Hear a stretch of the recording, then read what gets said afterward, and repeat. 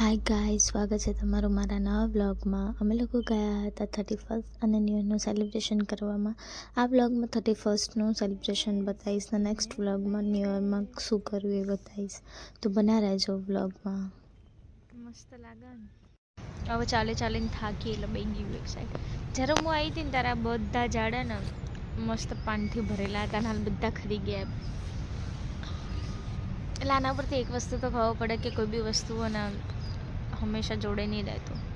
એનો ટાઈમ આવે એટલે એ અલગ થઈ જ જાય. અને એને એવું બી નહીં કે એ અલગ થઈ ગયું એટલે પછી એને કંઈક થાય ને એનાથી એ નવા પાન લાવવાની શરૂઆત કરે. મેં આટલું બધું ઝૂમ કેમ કરી દીધું મને ખબર ના પડી. મસ્ત બે ગયો, મસ્ત ચાલીને થાક લાગ્યો. હવે હાલ હાઈડ પાર્કમાં આવીએ, પછી ઓલું લાઇટ્સને જોવા જઈશું.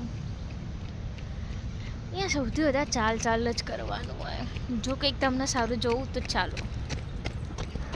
અને મારા આજુબાજુ તો બધા મસ્ત દોડી. કદાચ આ કબૂતરને મારી વાતો ગમવા લાગી તો મારા જોડે આવી ગયું હતું સાંભળવા.